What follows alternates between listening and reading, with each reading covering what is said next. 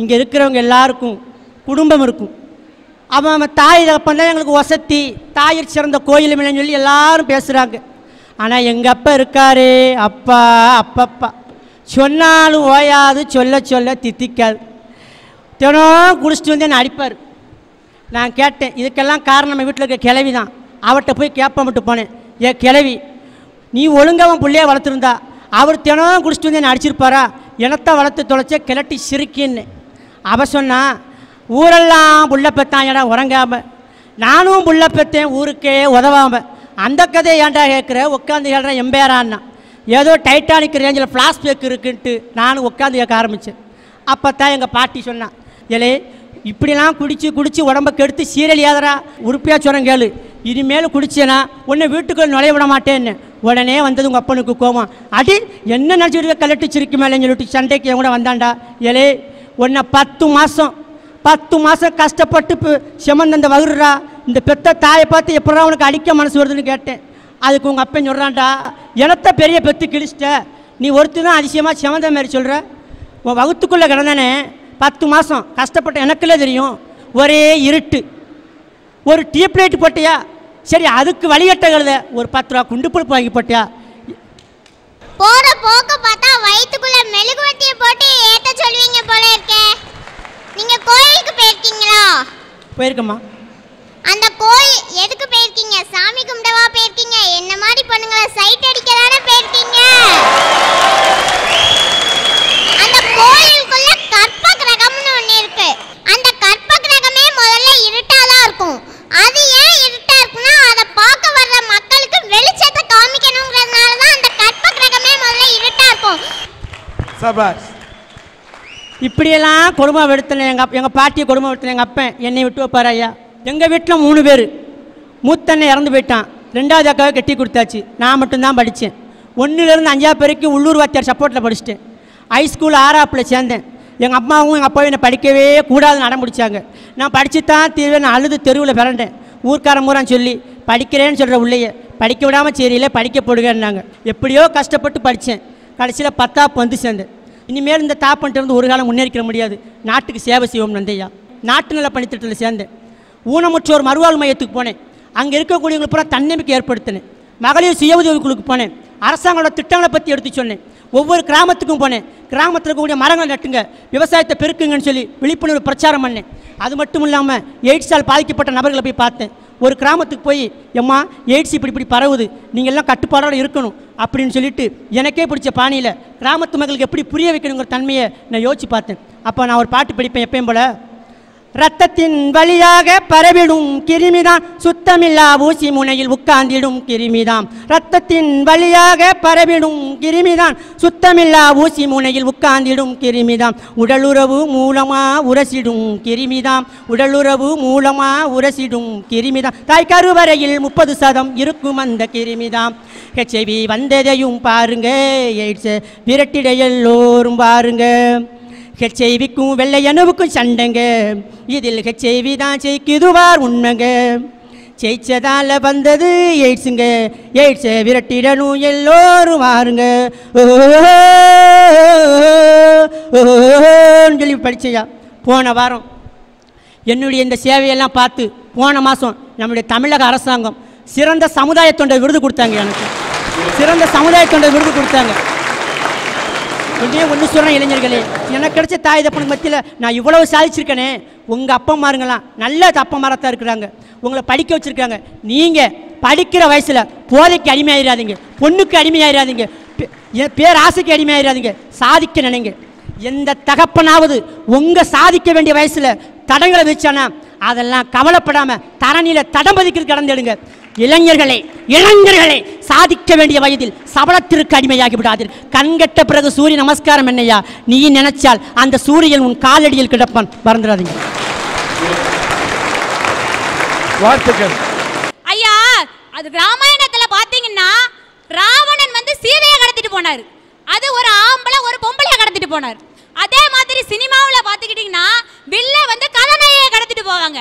ஆனா எங்கேயாவது ஒரு பொண்ணு வந்து ஒரு ஆணை கடத்திட்டு போனதா பார்த்திருக்கீங்களா?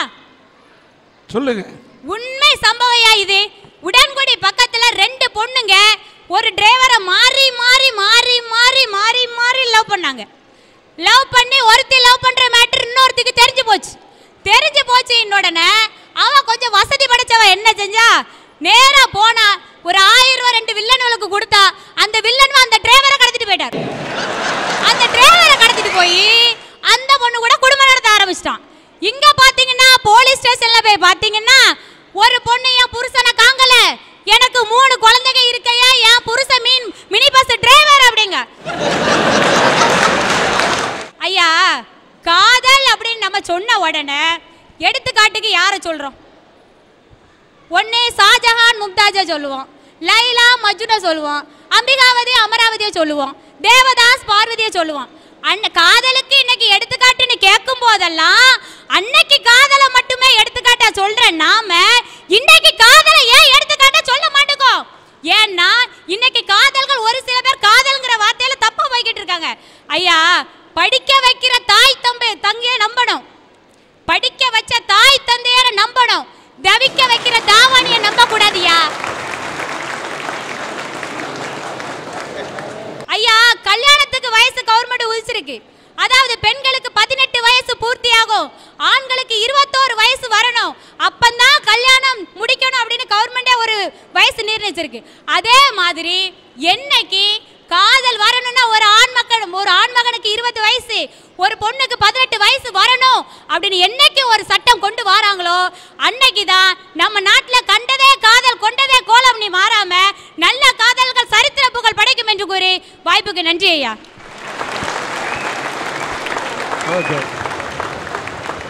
ரெண்டு பொண்டாட்டியால தகராறு, 2 பொண்டாட்டியாவும் 2 பொண்டாட்டியால தகராறு. எனக்கு 2 பொண்டாட்டி இல்லை, எங்க அப்பா பொண்டாட்டி ஒன்று ஏன் பொண்டாட்டி. எவ்வளவு விவரமா இருக்கு. வீட்டுக்குள்ள போறேன், எங்க அம்மா முடி என் வீட்டுக்காரி கையில இருக்கு, எங்க வீட்டுக்காரி முடி எங்க அம்மா கையில இருக்கு. நீங்க தப்பா எடுத்துக்கூட டோப்பாவன் ஒரிஜினல் முடி. இவ அங்க இழுக்கா, இவ இங்க இழுக்கா, அவ அங்க இவ இங்க. நடு வீட்டில் ஒருத்தன் சேரு ஓட்டு சிரிச்சுக்கிட்டு இருக்கான், வேற யாரும் இல்லை, என்னைய பெத்த அப்பன். உள்ளுக்கு போனவனே எப்பா 2 பேதில் சண்டை ஓடுதா, நடு வீட்டில் உட்காந்து நீ சிரிச்சுக்கிட்டு இருக்கேன்னு, உனக்கு போர் அடிச்சுன்னா இன்னொரு சேரை போட்டு உட்காரு, நீ பார்த்து சிரின்ட்டான். வேற ஒன்றும் இல்லையா.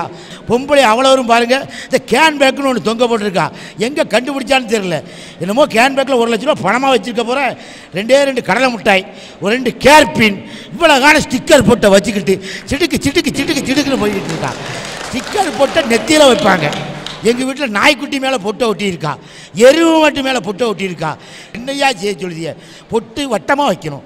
பாம்பு, தேளு, நட்டுவக்காளி பூரா லைட்டு வச்சு பொட்டு வச்சுருக்கா. தலைமுடி எங்கள் அந்த காலத்தில் எங்கள் அம்மாவுக்கு 6 அடி கூந்தல். 6 அடி. எங்கள் அப்பா என்ன செய்வாங்கன்னா, சிகைக்காய் இருக்குது பார்த்தீங்களா, சிகைக்காயை வச்சு எங்கள் அம்மா கூந்தல் அப்படியே தேய்ச்சி, எங்கள் அம்மா குளித்த உடனே எங்கள் அம்மா தலையை விரித்து தீயை கீழே வச்சுருவான், சாம்பிராணி புகையை வச்சு கூந்தலை காய வச்சு எங்கள் அம்மாவுக்கு பின்னி குஞ்சலத்தை மாட்டி ராக்குடி மாட்டி நெத்திச்சூட்டி போட்டு எனக்கு ஒரு ஆசை வந்துட்டு, ஏன் வீட்டுக்காரிக்கும் நமக்கும் கல்யாணம் முடிஞ்சு நம்ம வீட்டுக்காரிக்கும் அப்படி சிகைக்காய் போட்டு தேய்ச்சி குஞ்சலம் மாட்டி நடக்க விடணும்னு ஒரு ஆசை. கல்யாணம் முடிஞ்ச 3ஆம் நாத்து என் வீட்டுக்காரி அப்படி பால்கனியில் உட்காந்துருக்கா. எப்போ அவங்க பால்கனியில் தான் உட்காந்துருப்பான். அங்கே உட்காந்துருக்க என் வீட்டுக்காரியை பார்த்து நான் கேட்டேன், செல்லக்குட்டி, எங்கள் அப்பா எங்கள் அம்மாவுக்கு தலையில் சிவைக்கா தேய்ச்சி அப்படியே சாம்பிராணி காட்டி தலையை பின்னி விடுவார், உனக்கு நான் பின்னணும்னு ஆசைப்படுறேன் வான்னேன். அது எதுக்கு நான் அங்கே வரணும், இந்த புடின்னு டோப்பாக கலத்தி தூக்கி கையில் தூக்கிட்டாங்க. வாழ்க்கையில் நொந்து நூலாகி போயிருக்கான் ஐயா. சமீப காலம் 2 மாதத்துக்கு முன்னால் இந்த தூத்துக்குடி மாவட்டத்தில் பேய் பிறலையை கிளப்பி விட்டுட்டா எவனோ ஒருத்தன். கழுகுமலையில் கிளம்புன பேய் பிறலை திருச்செந்தூர் வரைக்கும் வந்துட்டு அவன் வீட்டில் ஒரு வேப்ப மரத்தை ஒடிச்சு குத்திக்கிட்டே இருக்கான். ஏன் வீட்டுக்கு திருச்செந்தூரில் ஒருத்தன் வந்தான், இவ்வளோ வேப்பங்குச்சியை கொண்டு வந்தான், சொருகணும் நான் எதுக்குன்னு. பேய் வருதுன்னே, பேய் வருதுன்னா எப்படிடா வருதுன்னே, ஒரு அம்மா வருவாங்க கூட, ஒரு புள்ள வரும், தண்ணி கேட்கும், உங்கள் வீட்டம்மா தண்ணி கொண்டு வர போயல அம்மா இருக்க மாட்டாங்க, ரத்தம் கேட்கி செத்து போயிடுவான்னாங்க. நான் சொன்னேன், அம்மா வரட்டும், புள்ள வரட்டும், தண்ணி கேட்கட்டும், எங்கள் வீட்டு பேயை பார்த்து சாகுதா இல்லையான்னு பாருங்க. மனைவி என்பது மனைவி சொல் மந்திரம் இல்லையா, மனைவி வெறும் தந்திரவாதி, மந்திரவாதி, சுட்டு சுண்ணாம்பான சில ஆண்களின் மத்தியில் நானும் ஒருத்தையான்னு சொல்ல வந்திருக்கேன். காமெடியாக நகைச்சுவையாக பேசுனீங்க, இருந்தாலும் ஏதோ நகைச்சுவைக்காக தான் மனைவி இப்படி தாக்கியிருப்பீங்கன்னு நினைக்கிறேன். நிஜத்தில் அப்படி இருக்காதுன்னு நினைக்கிறேன். ஐயா உண்மையிலே நகைச்சுவைக்காக தாக்கினாலும் என் மனைவி எப்படின்னா சொல்லி தானே ஆகணும். நான் நகைச்சுவையாக நிறைய பேசுவேன், இது நகைச்சுவைக்காக தான். சில மனைவிகள் இருக்கிறாங்க, அதுக்கு எடுத்துக்காட்டி என் மனைவி. ராமேஸ்வரத்தில் ஒரு நிகழ்ச்சிக்கு போயிருந்தேன். ஒரு 1000 கூட்டம் இருக்கும். என் மனைவி இப்படி தான் பேசிக்கிட்டு இருந்தேன். என் மனைவி கூட்டத்தில் உட்காந்துருந்தா, என் மனைவி அப்படியே பார்த்துக்கிட்டே இருந்தேன். ஆனால் என் மனைவி சிரிச்சுக்கிட்டு இருந்தா. நேராக கீழே இறங்கினேன். உன்னை இப்படி வாங்குன்னு வாங்குதானே, உனக்கு சூடு சொரணையே இல்லையான்னு. என் மனைவி சொன்ன ஒரு வார்த்தை என்ன தெரியுமாஜா? சொல்லிதானே ஆகணும். எத்தனை ஏசுங்க, ஆனால் உங்களுக்கு விழுத ஒவ்வொரு கைத்தட்டும் எனக்கு கிடைச்சிருக்க சந்தோஷம்னு சொன்னாயா என்ன.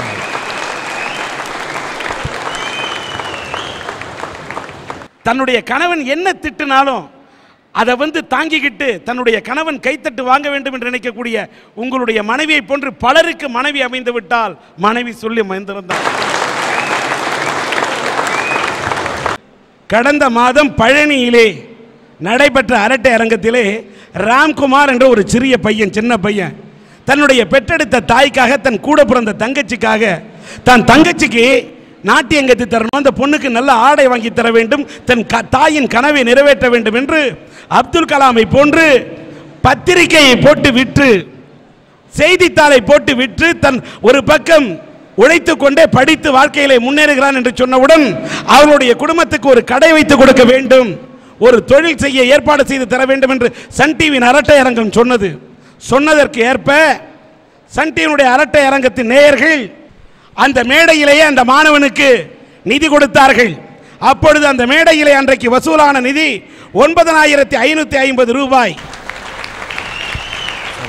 இதைத் தொடர்ந்து சன் டிவியினுடைய அரட்டை அரங்கத்தை கண்டு யாருக்காவது கஷ்டம் என்று சொன்னால் ஓடோடி வந்து உடனே உதவிக்கரம் நீட்டும் குணம் கொண்ட லண்டன் சுதன் என்பவர் 15,000 ரூபாய் அந்த ராம்குமார் அவனுடைய குடும்பத்திற்காக, அவனுடைய வேலை வாய்ப்புக்காக கொடுத்திருக்கின்றார். சென்னையைச் சேர்ந்த ரவி என்பவர் 3000 ரூபாய் அளித்திருக்கின்றார். மொத்தம் 27,550 ரூபாயை அந்த பழனியை சார்ந்த ராம்குமாரின் குடும்பத்திற்கு சன் டிவி சொல்வதோடு மட்டுமல்லாமல் சன் டிவியின் அரட்டை அரங்கம் அதை செய்து காட்டும் என்ற அடிப்படையிலே அந்த பணத்துக்கு அவர்களுக்கு ஒரு கடை வைத்து கொடுத்து அவங்களுடைய வாழ்க்கையை உருவாக்கி தரும் என்பதை இங்கே தெரிவித்து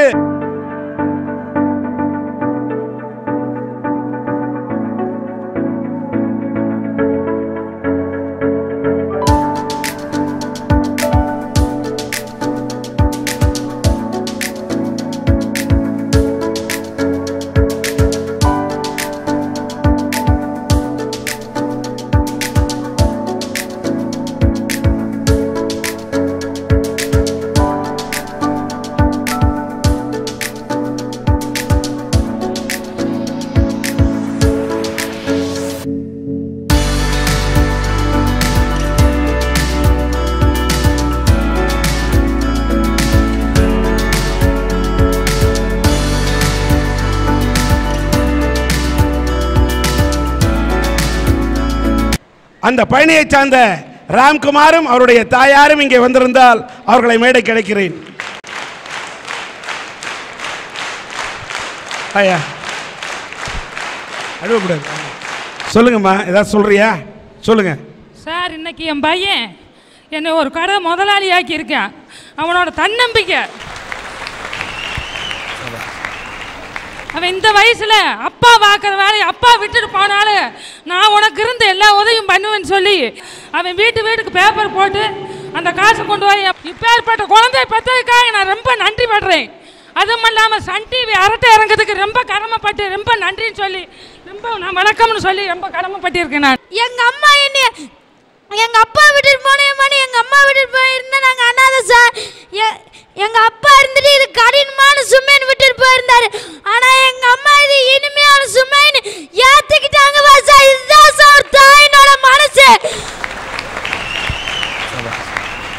ஓகே, இந்த மாதிரி புள்ள இருந்தா இந்த தாய் நான் பெற்ற பிள்ளையை நினைத்து பெருமைப்படுகிறேன் என்று சொன்னால், பெற்றெடுத்த பிள்ளை என்று சொன்னால் ஒரு தாய்க்கு பிள்ளை என்பவன் தொல்லையாக இருக்கக்கூடாது, இதை போன்ற பிள்ளையாக இருக்க வேண்டும்.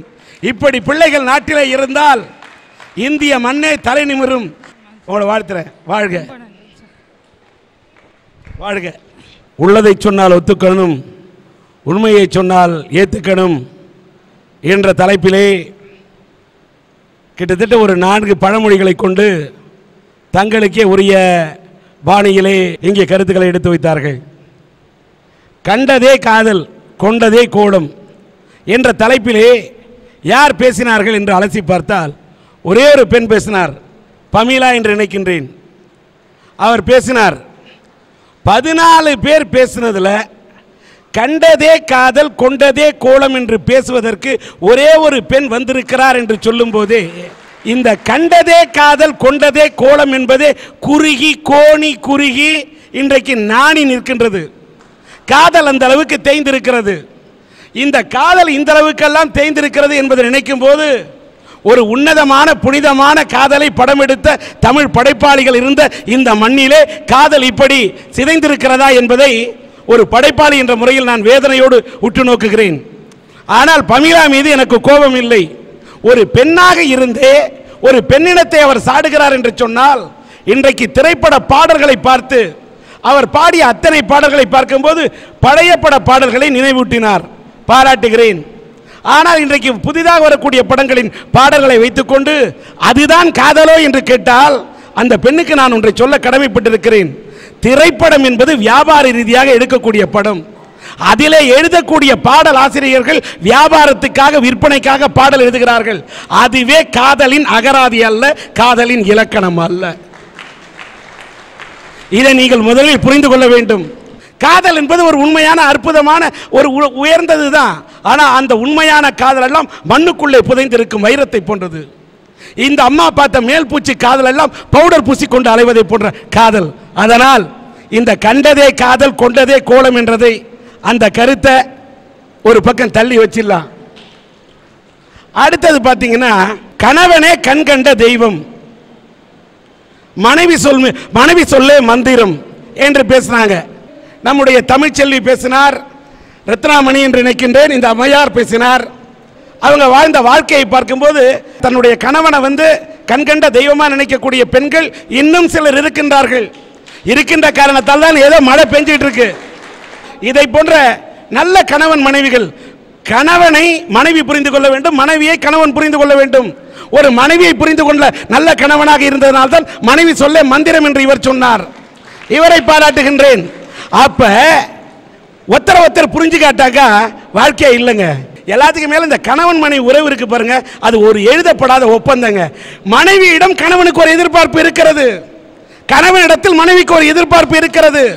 அந்த எதிர்பார்ப்பை வைத்துக்கொண்டு ஒரு எழுதப்படாத ஒப்பந்தத்தை வைத்துக்கொண்டு, அதான் ஒரு பாடல்ல சொன்னேன், திருமணம் என்பது கூட்டலம்மா, பிள்ளை பெறுவதென்பது பெருக்கலம்மா, வகையாய் வாழ்வதென்பது வகுத்தலம்மா, மாறாய் பிரிவதென்பது கழித்தலம்மா, மன வாழ்க்கை என்பது ஒரு கணக்கம்மா, அதை சொல்ல வந்தேன் இன்று உனக்கம்மா, கல்யாணம் ஆயிரங்காலத்து பயிரம்மா, கட்டினவன் பொண்ணுக்கென்று உயிரம்மா, அது புரிஞ்சாதான் பொண்ணு, அதை சொல்லுவதே இந்த மண்ணு என்று சொன்னேன். அந்த மண்ணு சொன்னதை புரிந்த பெண்ணாக இருந்ததால் தான் இந்த பெண்கள் ஜெயித்திருக்கிறார்கள், இந்த ஆண்மகன் ஜெயித்திருக்கிறார். ஆனால் மனைவியை புரிந்து கொள்ள முடியாத காரணத்தால் தான் இதோ இந்த சாமி உளறுகிறார். இவர்கள் எல்லாம் கணவன் மனைவி சரியாக புரிந்து கொண்டால் வாழ்க்கை இல்லறம் நல்லறமாக இருக்கும். அடுத்தது, இந்த தாயிற் சிறந்த கோயிலும் இல்லை, தந்தை சொல் மிக்க மந்திரமும் இல்லை. அப்படிப்பட்ட உறவு. நான் சொன்ன மாதிரி தன்னுடைய குழந்தைக்கு ஒரு குழந்தை அழுதா அதுக்கு எறும்பு கடிச்சுதா, ஈ கடிச்சுதா, அந்த குழந்தைய கரப்பா மிச்சுதா என்று அந்த குழந்தைக்கு என்ன கஷ்டம் என்பதை உணர்ந்தால் உலகத்தில் இருக்கக்கூடிய ஒரே உறவு தாய் உறவு தான். இந்த தாய் உறவுக்கு ஈடு இணையான உறவு இந்த உலகத்தில் எதுவுமே இல்லை. இன்னைக்கு பாருங்க, பெத்த தந்தை இல்லை, ஒரு தாய் வித்தை கற்றுக் கொடுத்து யோகா கற்றுக் கொடுத்து அந்த குழந்தை, அந்த பெண் குழந்தை சிவசங்கரி உடலை வளைத்தார்.